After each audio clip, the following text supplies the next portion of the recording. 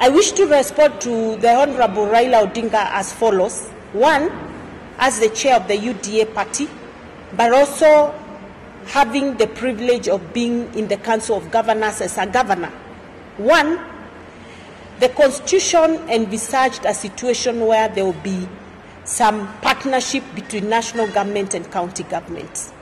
And that is why the Interrelations Committee was formed that helps to discuss matters concerning national government, county governments, and agreeing on some partnership. I want to answer him the following. Number one, the President has been kind enough to involve us as governors to discuss those particular matters right from inception to their implementation. A good example is the county aggregation and industrial parks and the EPZs that are in some counties, and the KIPs are in all the 47 counties. Now, this is a pure partnership between the national government and the county governments.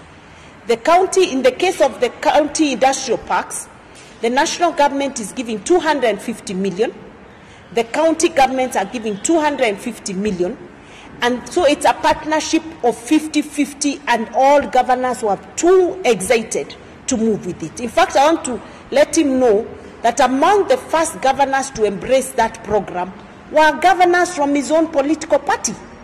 In particular, Governor Wanga, who wants to make sure she has a good fish industry in her county.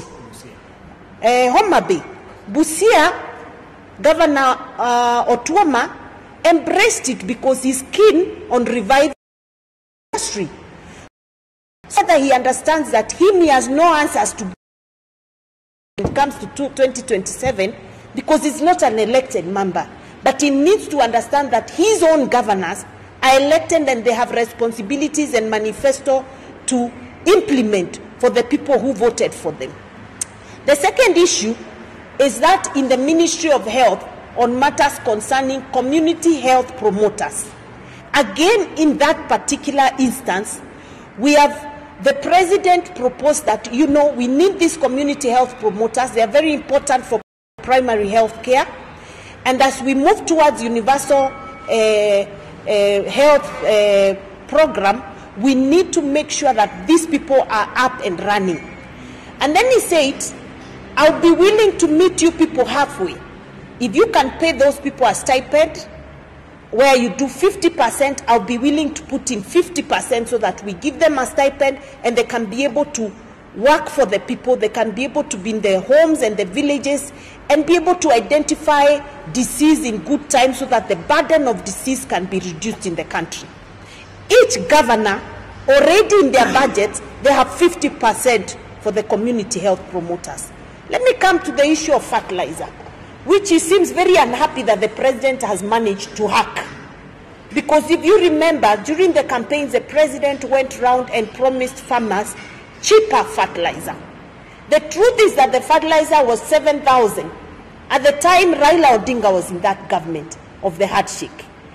Immediately the President came in, the first thing he did was reduce the cost of fertilizer from 7 to 3,500. It's now come down to 3,500. 2,500. It's now at 2,500 Kenya shillings. He seems very unhappy that the President has achieved that very, very important role.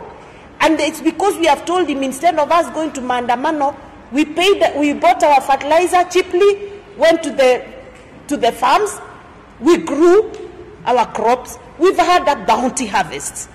And now the price has gone further down to 2,500. The farmers are very happy.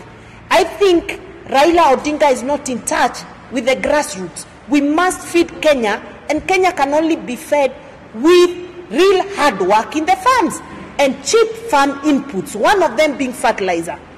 And again, as governors, we have partnered with the national government. The national government is supplying the fertilizer to us. We are providing the last mile delivery of this fertilizer closer to the farmer, and this is an agreement we had with the national government.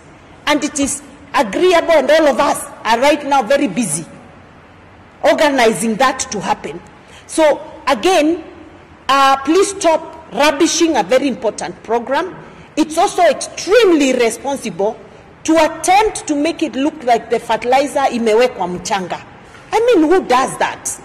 I mean, it cannot be that anything we do is you must fight it even when you know it is beneficial to mwananchi. The fertilizer is okay. It has been tested. I have personally visited the stores of the NCPB in Embu County, and we have enough fertilizer, and the farmers are already receiving this fertilizer. So I want to request the Honorable Raila Odinga to desist from making inflammatory statements that can also cause panic, and tell him to please allow the president to deliver on his agenda. But the beauty is, whatever you say, people don't take you seriously anymore, because they know you'll say negative anytime, anywhere, even if it's a good thing that is going on. So that is a partnership we have, and days long gone are the days when the national government and county governments used to fight over roles and responsibilities. We are entering into an era of partnerships. And may I also inform the Honorable Raila Odinga that for the first time in 10 years of devolution, we had the national government release the July close of the financial year.